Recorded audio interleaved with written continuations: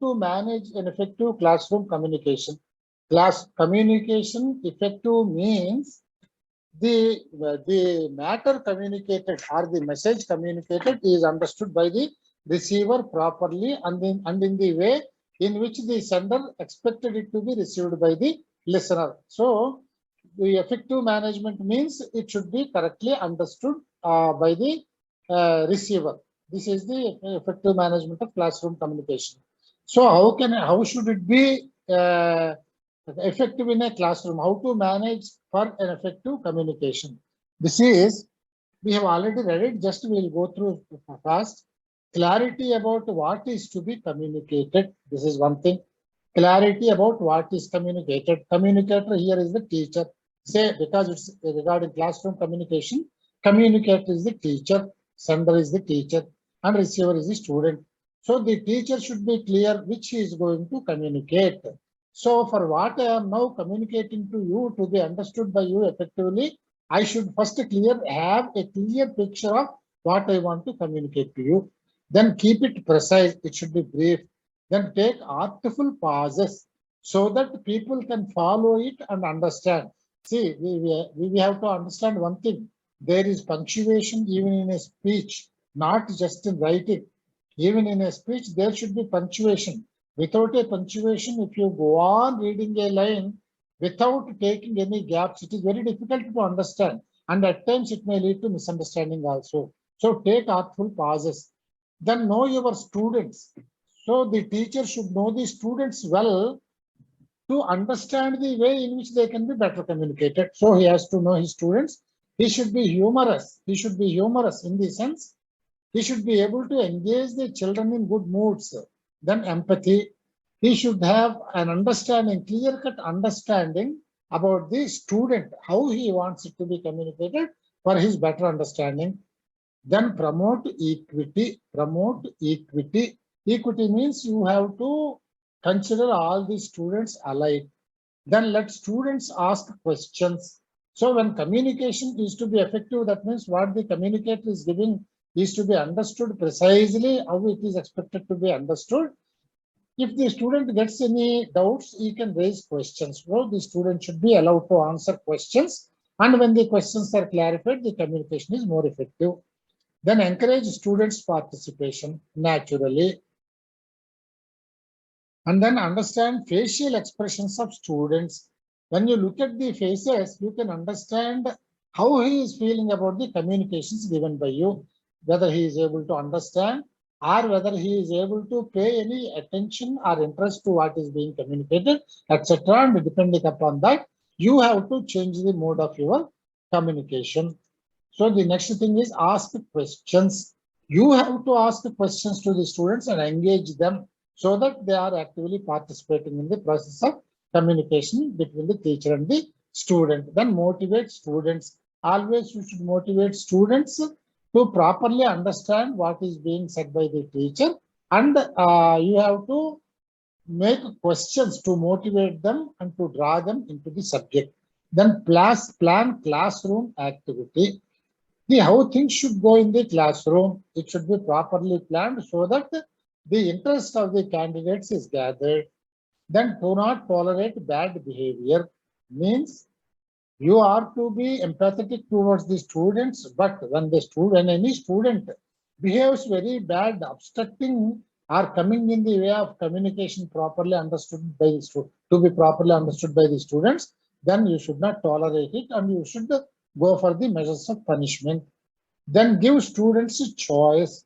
Means you consider the choice of the students because they would be able to tell you which would be the better way for them for communication. Then respect. You should respect the students. Use different techniques and aids to break monotony of lecture.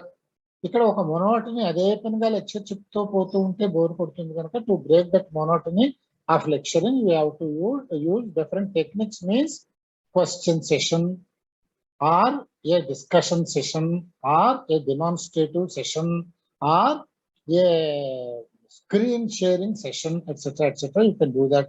Reinforce learning. Reinforce learning means you have to support your communication with the necessary aids.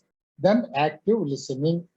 Listeners should be, they also should be active and they should actively participate to receive what the teacher is explaining.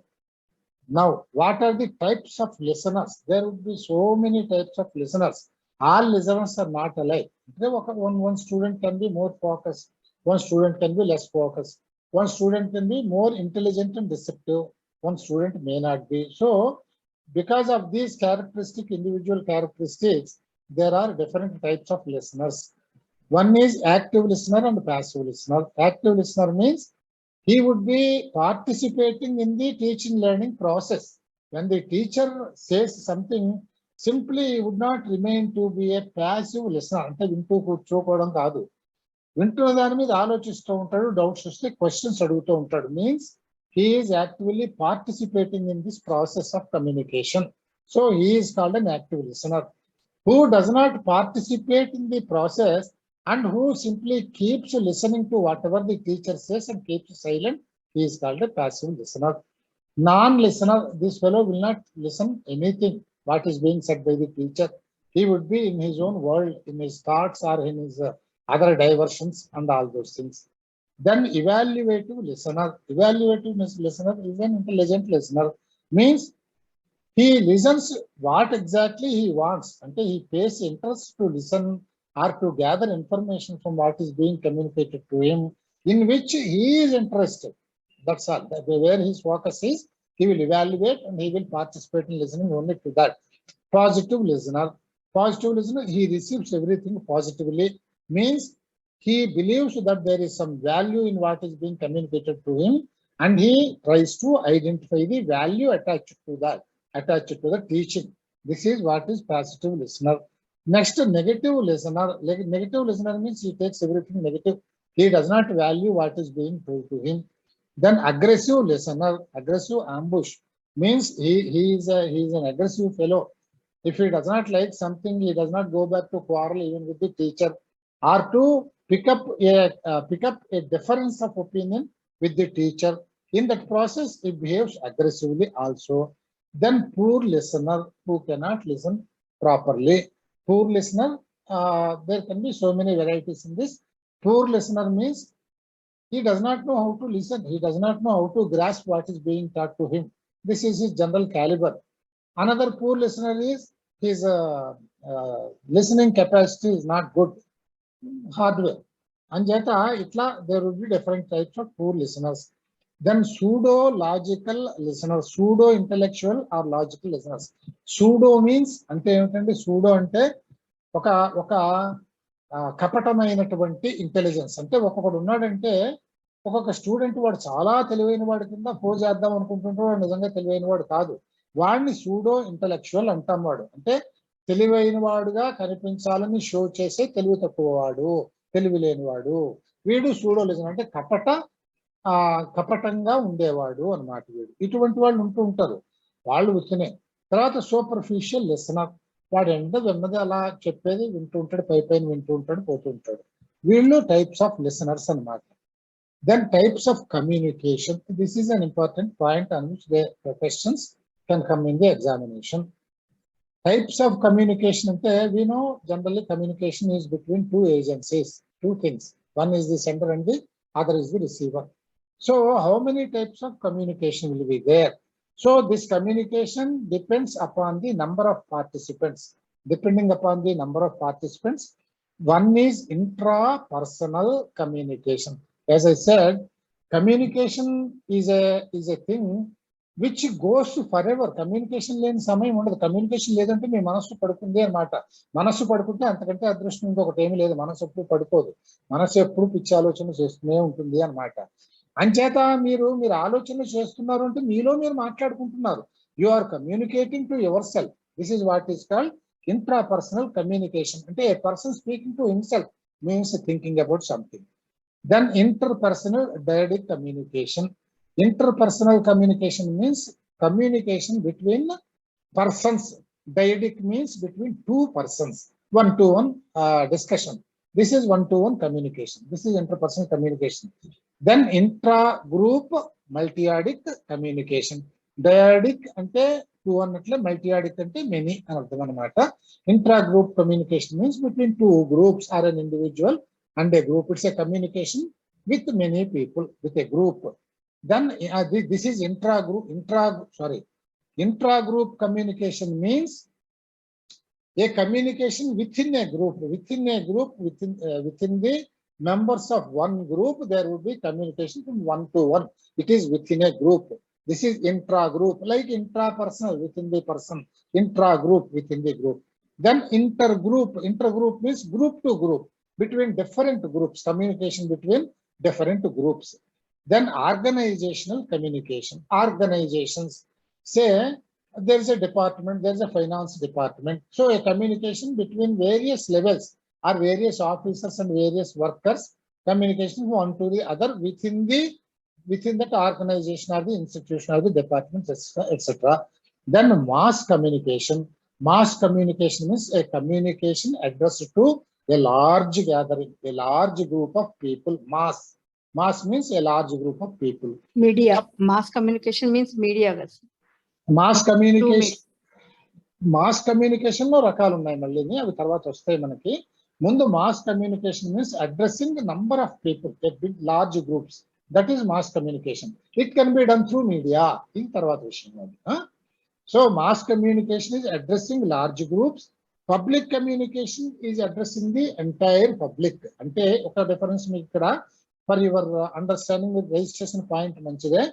Mass communication is always media communication. ఎందుకంటే ఇక్కడ mass అనేది ఇప్పుడు నేను మీకు 10 మందికి కాకుండా ఒక 1000 మంది స్టూడెంట్స్ ఉన్నారనుకోండి, that becomes a mass communication. I do it through the system.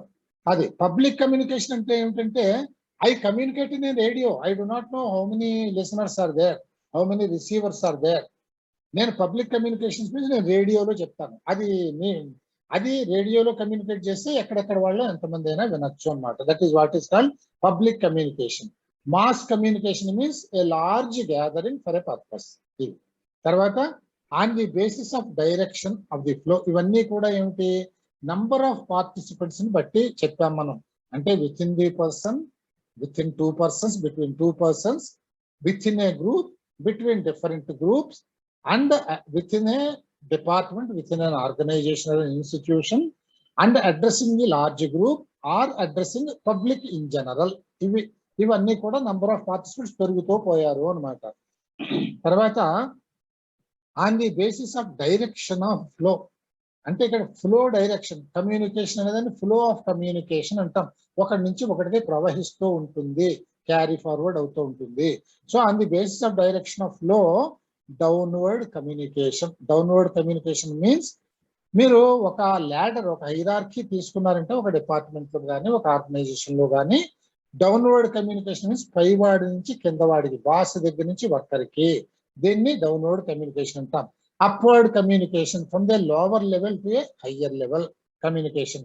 Cross wise communication means it is, ఇక్కడ మీకు కొంచెం జాగ్రత్తగా ఉండాలండి. Diagonal communication or cross wise communication లో మీరు you should not mix up downward and upward communication. Cross wise communication or diagonal communication means between people of the same caliber in a department. If it is from higher level to lower level, it is downward. If it is from lower level to higher level, it is upward. If it is between people of the same cadre or same caliber in an organization, that is diagonal communication. That too, in the crosswise diagonal communication is within the same department or organization. Then on the basis of way of expression, how is this communication? Ikkada written communication, we can send it as in the form of a letter. Then oral communication, saying it verbally. Then visual communication. Visual communication means I can show something. Visual communication. Now I want to show some book to you. Then I will show the book here. So it's a visual communication. And then audio communication by giving you the recorded lectures. And then visual communication, again same thing repeated. Then non-verbal communication. Non-verbal communication means through signs. I don't talk anything, I only convey something through signs. then no communication at all. అసలు కమ్యూనికేషనే లేకపోవటము అన్నమాట. So these are all the various types of communications. Then on the basis of organization ఈ ఇందులో organisation structure లో ఏమవుతుందంటే there are two types of communication, formal communication and informal communication. Formal communication means which goes formally in the prescribed procedure within an organization.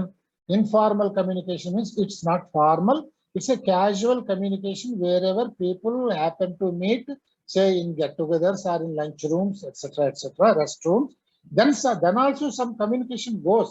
Some dialogue would be going on about the office work or personal things. Some communication would be going on. This is called informal communication. Means this is not a planned or organized communication.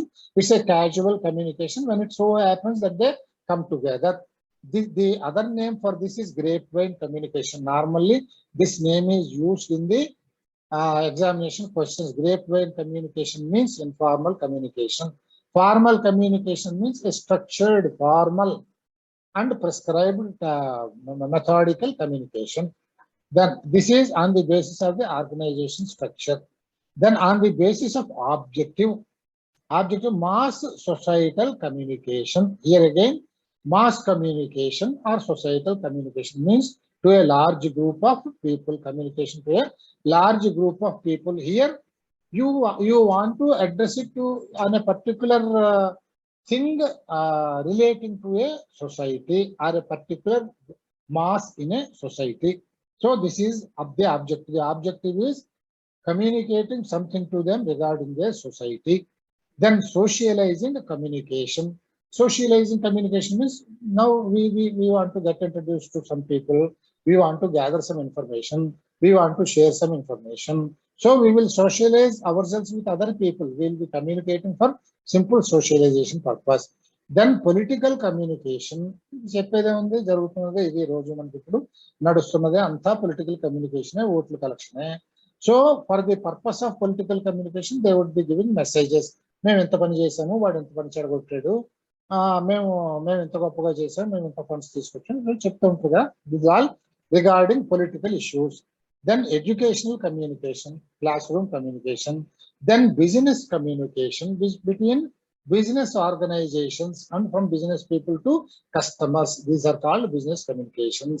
Then entertainment communication like movies, TVs, etc. It's also a communication.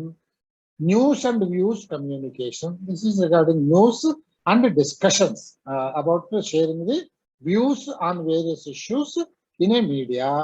City information communication, which the police people or the climatic department people, they give us the information. That is communication about city. Then data collection communication.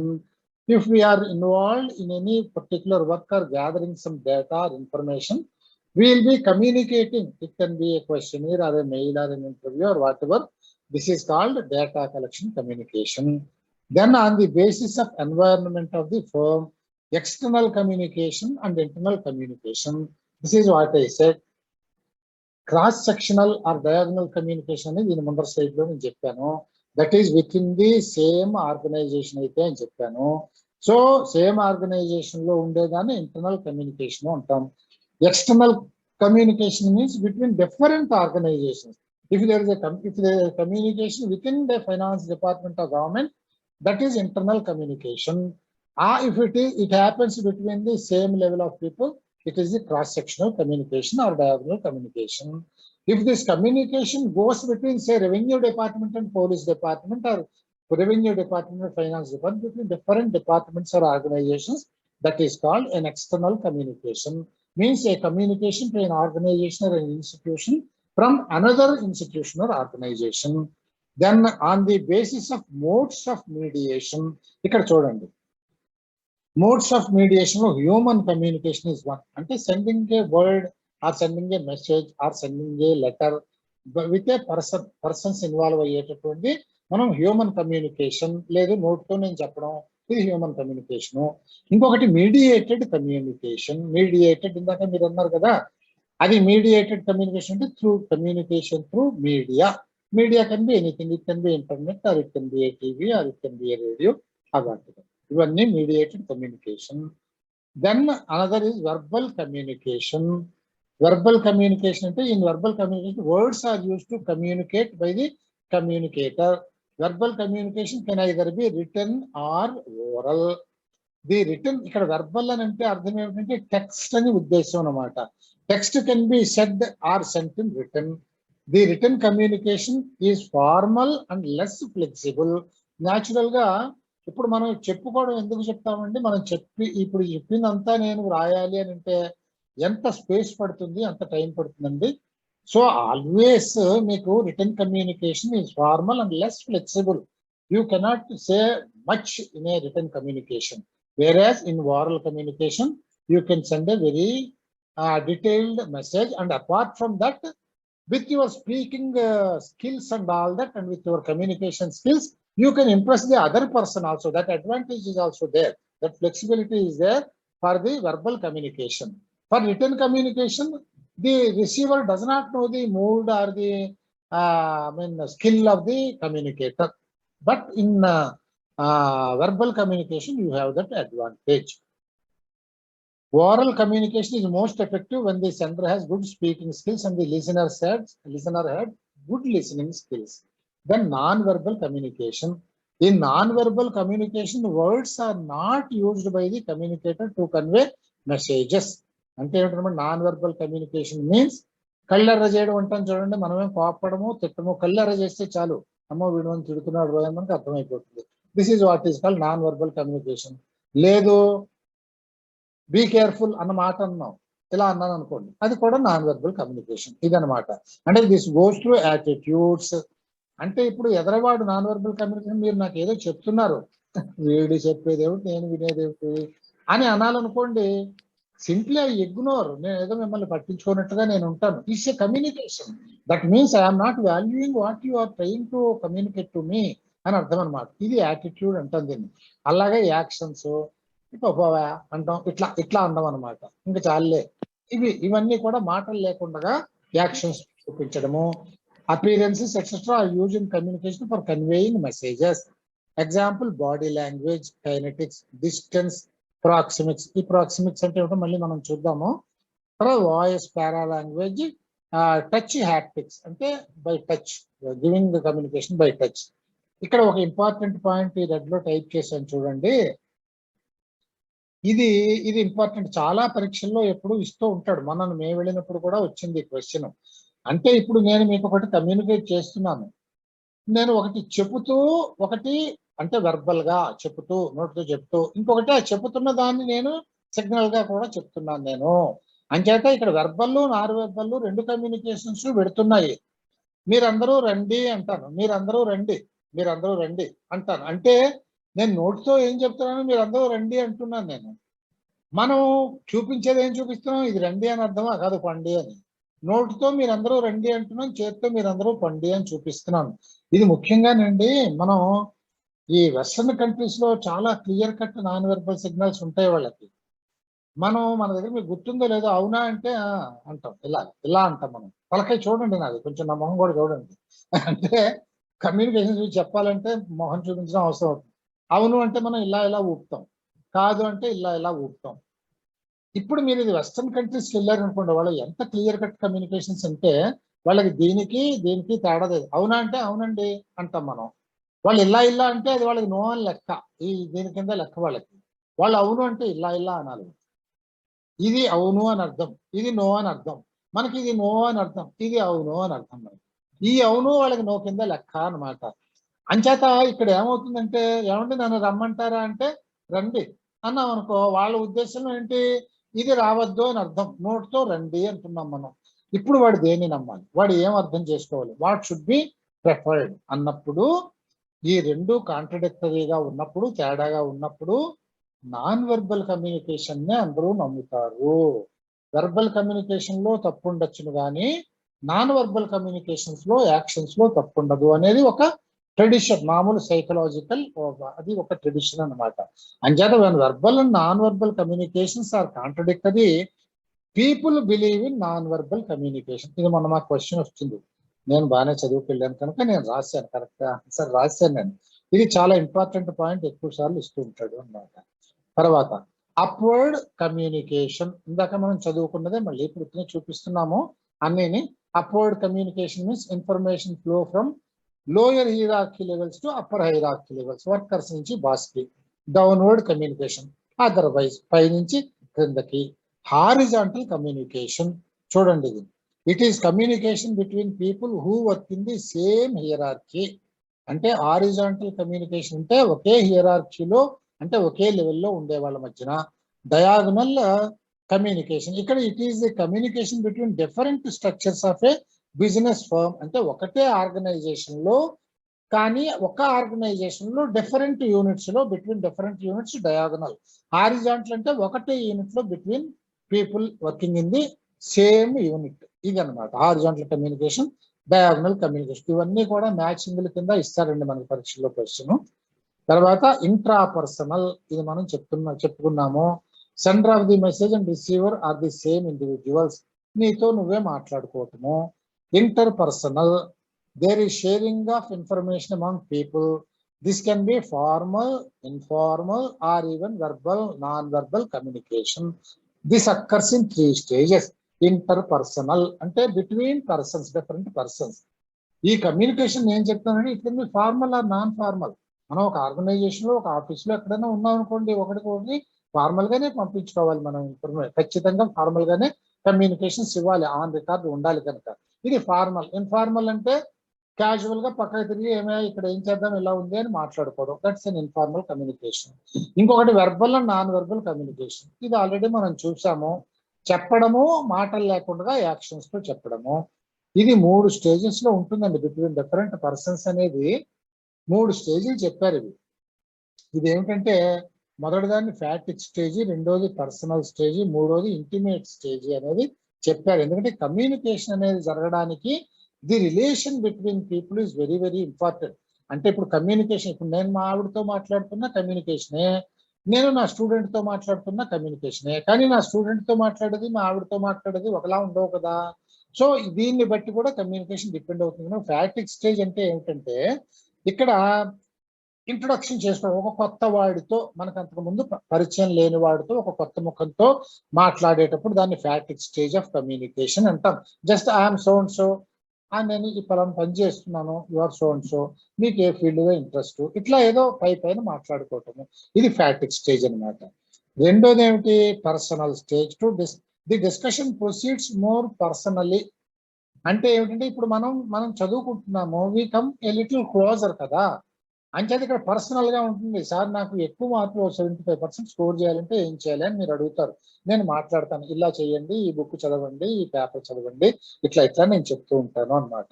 ఇది personal stage. అంటే there is a personal relation has developed in between two us. we are no more strangers to each other, we have some personal relation. మూడోది intimate stage. This is what I said. నేను intimate గా నా అన్నదమ్ములతో మాట్లాడతాను, మా ఆవిడతో మాట్లాడతాను, తల్లిదండ్రులతో మాట్లాడతాను, అత్యంత దగ్గరైనటువంటి స్నేహితులతో మాట్లాడతాను. దీన్ని ఇంటిమేట్ స్టేజ్ అన్నాం. కనుక interpersonal communication is divided in 3 different levels. ఒకటి ఫ్యాటిక్ స్టేజ్, ఇంకొకటి పర్సనల్ స్టేజ్, ఇంకొకటి ఇంటిమేట్ స్టేజ్ అని చెప్పారు. తర్వాత group communication. There is one centre of communication and a group of receivers. ఇది గ్రూప్ కమ్యూనికేషన్ అంటే ఇది. ఇక్కడ చూడండి, mass communication, there is an exchange of information through mass media to large segments of the population at the same time. ఇప్పుడు మీరు చెప్పిన point ఇక్కడ మనకు వచ్చింది. అంటే mass communication is a communication to large segments of the population, అంటే with larger groups through mass media. Mass media అనేది మనకి తెలుసు కదా, anything can be mass media. అంటే మైక్లో చెప్పొచ్చు, రేడియోలో చెప్పొచ్చు, టీవీలో చెప్పొచ్చు, సినిమాలతో ద్వారా చెప్పొచ్చు. మాస్ మీడియా కమ్యూనికేషన్స్ లోకి సినిమాలు, టీవీలు అన్నీ వస్తాయి. కనుక ఇది గ్రూప్ కమ్యూనికేషన్, మాస్ కమ్యూనికేషన్. తర్వాత టర్మ్స్ రిలేటెడ్ టు కమ్యూనికేషన్. ఇవి కొన్ని అప్పుడప్పుడు అడిగితే ఎక్కడన్నా వస్తే అవసరపడతాయి. కొన్ని టర్మ్స్ కమ్యూనికేషన్ లో మనం వాడే టర్మ్స్ కొన్ని తెలియాలి. అదేమిటంటే aural, oral. Communication method is only talking and listening. Oral అంటే ఏమిటన్నమాట, మాట్లాడటం, వినటం, ఇంతే కమ్యూనికేషన్. అంటే ఒకడు మాట్లాడుతూ ఉంటాడు, ఇంకొకడు వింటుంటాడు.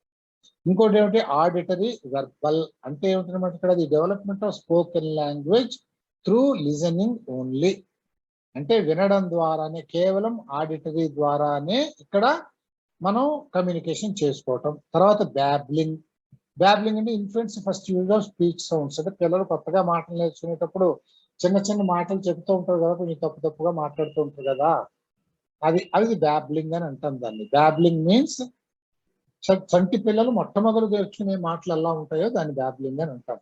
తర్వాత బైలింగ్వల్ ఆర్ బై కల్చరల్ అంటే fluency in 2 languages or 2 cultures.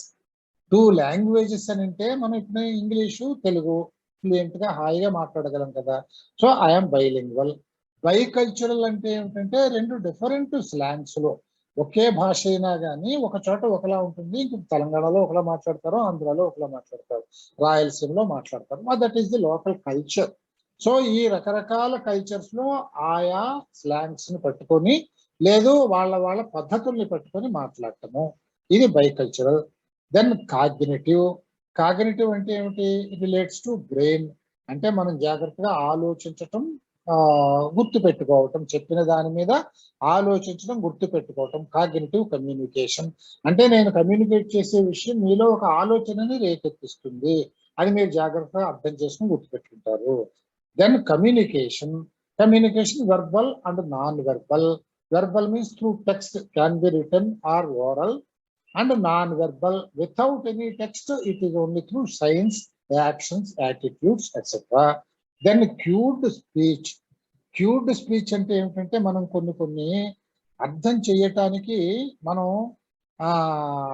Model చూపించకపోతే చెప్పడం కష్టం. క్యూడ్ స్పీచ్ మీన్స్ క్యూ అంటే ఒక హింట్ ఇవ్వడము అన్నమాట. అంటే ఒక మాటని మనం ఇంట్రడ్యూస్ చేసేటప్పుడు అది అర్థం కాదు కనుక చూపించటము అనే విషయం అనమాట. ఎందుకనంటే ఇప్పుడు ఇంగ్లీష్ లో ఏదైనా అంటే మనకు తెలిసిన మాటలు ఏదో బీరకాయలు వంకాయలు అంటే మనకు తెలిసిన పర్వాలేదు. ఒక వెస్టర్న్ వెజిటబుల్ మన దగ్గర ఎక్కువగా లేని వెజిటబుల్ ఉంది, దానికి ఒక పేరు ఉంది, ఆ పేరు చెప్పి ఆ ఫలానా కూరగాయ తీసుకురారంటే మనకి ఏం తెలుస్తుందండి? అప్పుడు ఏం చెప్తాము? దాని ఫోటోను లేకపోతే దాని ఒకటి ఉంటే ఇంట్లో ఉంటే ఒకటో ఇగో ఇటువంటిది దీన్ని ఇలా అంటే తీసుకురా అని చెప్తాం. This is what is called cued speech. Means to make the listener understand what you are trying to communicate, you will show a model అన్నమాట.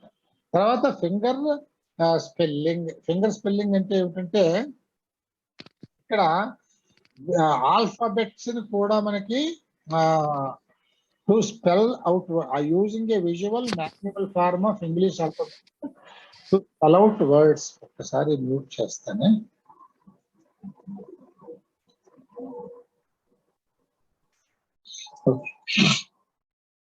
ఇది using a visual manual form of English alphabet. అంటే చిన్నపిల్లలకి చెప్పేటప్పుడు చూడండి, finger spelling అని వి అనుకోండి ఇలా చూపిస్తాము, ఇట్లా అనమాట. ఇట్లాగా మనం యూజ్ చేసి చెప్పడము అనమాట. తర్వాత gestures, body language and bodily movements, అదే కల్లర చేయడము లేకపోతే చేతితోటి బెదిరించడము ఇట్లాంటివన్నీ ఉంటాయి కదా ఇవి. తర్వాత జార్గాన్. ఇది ఏమిటంటే ఇక్కడ జార్గాన్ అంటే ఏమిటంటే it is a term use to describe the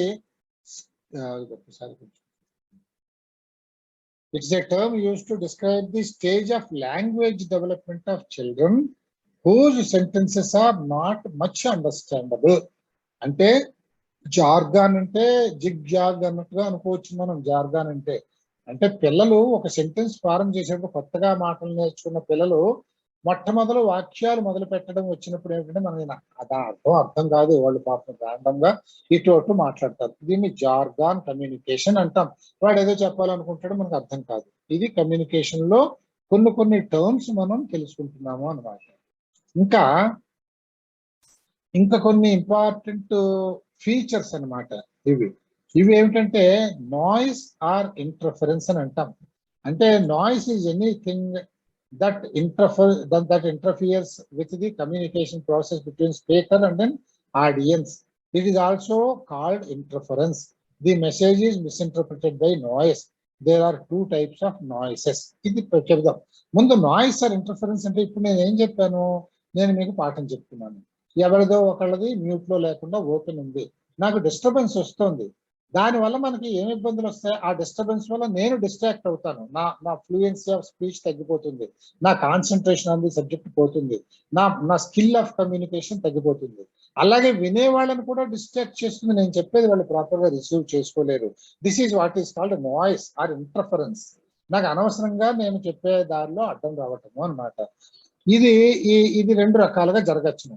ఒకటేమిటి, ఛానల్ అంటే ఇక్కడ నేను మీకు ఉదాహరణగా చెప్పాను ఇప్పుడు నేను చెప్పింది, కానీ ఇక్కడ థియరిటికల్ గా నాయిస్ అనేదాన్ని రెండు రకాలుగా ఎలా చెప్తారు అని అంటే, channel noise caused by problems in equipment, undesirable handwriting, inaudible voice etcetera etcetera etcetera. అంటే ఏమిటంటే ఇక్కడ ఒకటి అంటే మనం అంటాం చూడండి, హార్డ్వేర్ సాఫ్ట్వేర్ లాగా అనమాట ఇది. అంటే ఒక నాయిస్ ఎలా వస్తుంది అని అంటే, మనం how do we communicate, we make a communication by talking or by sending something in return, లేదు or by giving a recorded message, ఇట్లా ఏదైనా విజువల్ మెసేజ్, ఇట్లాంటివి ఏమైనా మనం పంపిస్తాం. వీటన్నింటిలోనూ కూడా ఇక్కడ మనకి ఒక మీడియం అనేది వాడుతున్నాం మనం ఇక్కడ. ఏది రాయడము ఒక మీడియమే, వెర్బల్ ఒక మీడియమే, ఒక ఎక్విప్మెంట్ వాడి ఒక రికార్డ్ చేసి పంపించడం మీడియమే. ఇందులో noise means A disturbance and interference. This can be caused by problems in the equipment. ఇప్పుడు నేను మీకు రికార్డెడ్ లెక్చర్స్ పెడుతున్నాను అని చెప్పాను, మీరు అది విందాలి అనుకుని నాకు లెక్చర్ చేశారు. ఇప్పుడు నా రికార్డర్లో పొరపాటు జరిగింది అనుకోండి, నా వాయిస్ శాగ్ అవుతుంది, నాకు లేకపోతే బ్యాండ్ విడ్త్ తగ్గుతుంది, వాయిస్ శాగ్ అవుతుంది, మీకు అర్థం కాదు. This is what is called channel noise. అంటే మనం కమ్యూనికేట్ చేసేటటువంటి ఛానల్లో వచ్చేటటువంటి ఇబ్బంది అనమాట. అలాగే నేను ఒక రిటర్న్ కమ్యూనికేషన్ ఇస్తాను, మన డాక్టర్ల ప్రిస్క్రిప్షన్ దీనికి ఉదాహరణ. ఆయన ఏదో రాస్తాడు, ఆ మందుల షాప్ అడిగితే అర్థం కావాలి, మిమ్మల్ని చదవమంటే మీకు ఎంత ఇంగ్లీష్ వచ్చినా, ఎంత మెడికల్ టర్మ్స్ నాలెడ్జ్ ఉన్నా కూడా డాక్టర్ గారి ప్రిస్క్రిప్షన్ ని మనం డీసేఫర్ చేయలేము మనం. అంచేత ఇక్కడ అది హ్యాండ్ రైటింగ్ లో క్లారిటీ లేకపోవడం. ఇంకొకటి ఇనాడిబుల్ వాయిస్, నత్తివాడు చెప్తాడు, లేకపోతే సరైనటువంటి స్పీచ్ స్ట్రక్చర్ లేనివాడు చెప్తాడు. ఇలాంటి వాడు చెప్పేది కూడా మనకి ఒక కంటిన్యూటీ రాక అర్థం కాకుండా పోతుంది. ఇవన్నీ కూడా ఒక టైప్ ఆఫ్ నాయిసెస్. రెండోది ఏమిటి, సిమాంటిక్ నాయిస్ అని అంటాం మనం.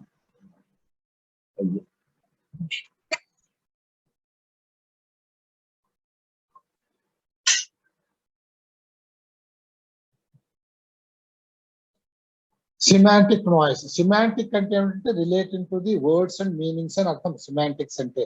సిమాంటిక్ నాయిస్ అంటే ఇన్ వర్డ్స్ గ్రామర్ పంక్చువేషన్ అంటే ఏమిటంటే, ఇప్పుడు మాట్లాడేవాడికి సరైన మాటలు, కరెక్ట్ మాటలు, ఒకదాని బదులు ఒక మాట వాడుతుంటాడు.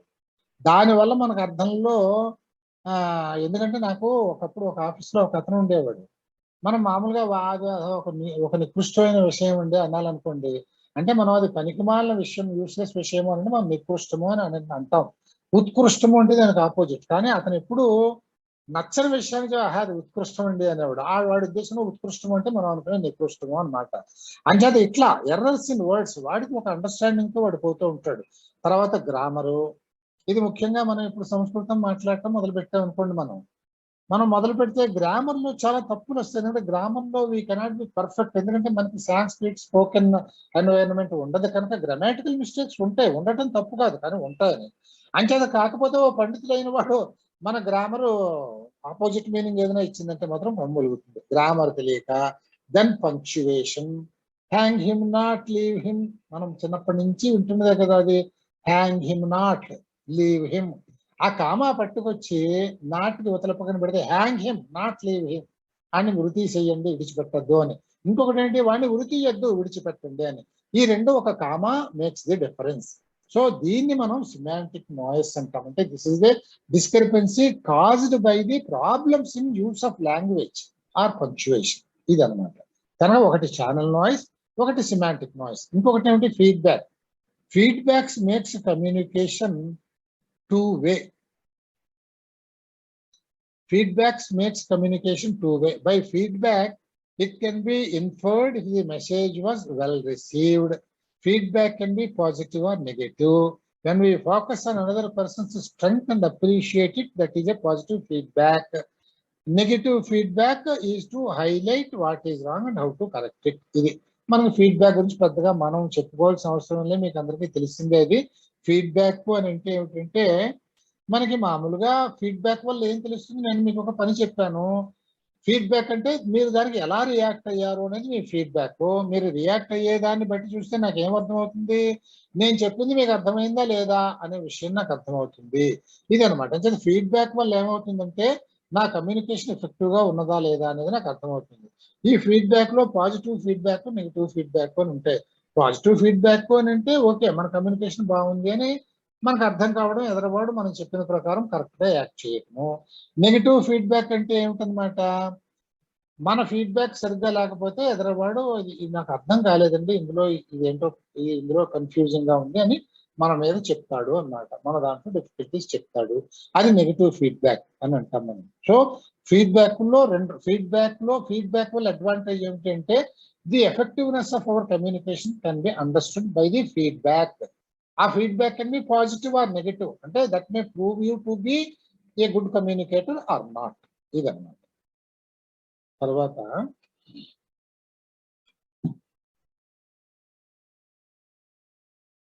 Broadcasting and narrowcasting. మనం బ్రాడ్కాస్టింగ్ అనే మాట ఎక్కువగానే వింటాం, కానీ నారో కాస్టింగ్ అనే మాట కొంచెం తక్కువగా వింటాం అనుకోండి, ఇబ్బంది ఏం లేదు. కానీ పెద్ద తేడా మీకు మాట చూస్తూనే అర్థమైపోతుంది. when the service is streamed for limited number of subscribers only, it is narrow casting. అంటే కొద్ది మంది కోసం చేసేటటువంటి బ్రాడ్కాస్టింగ్ నారో కాస్టింగ్. బ్రాడ్ అంటే పెద్దది, నారో అంటే ఇరుకైనది.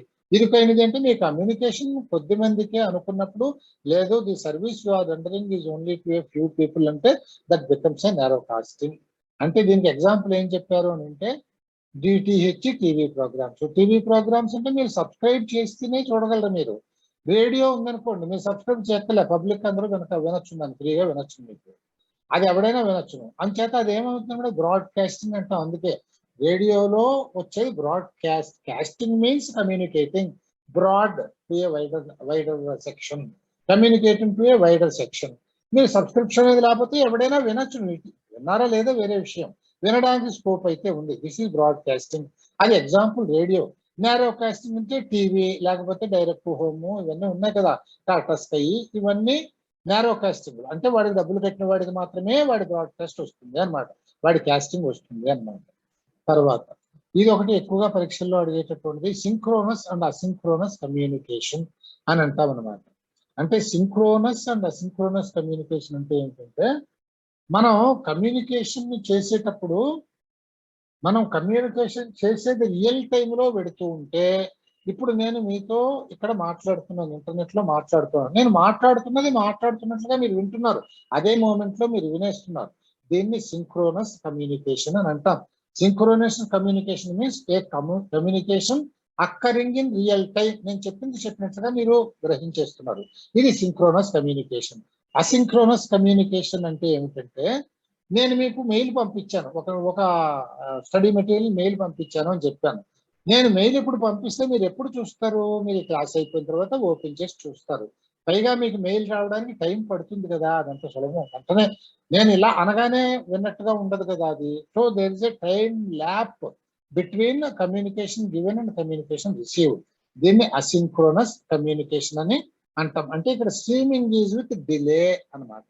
అది అలాగే ఇప్పుడు మనం ఏదైనా ఒక లైవ్ డిస్కషన్ లో ఉన్నాం అనుకోండి, ఆన్లైన్ డిస్కషన్ లో, దట్ ఈస్ సింక్రోనస్.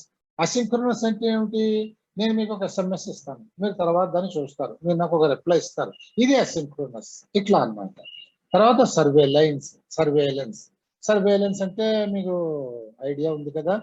సర్వేలెన్స్ అంటే ఏమిటంటే implies collecting, monitoring, processing, interpreting and retaining information. It's an important feature of mass communication.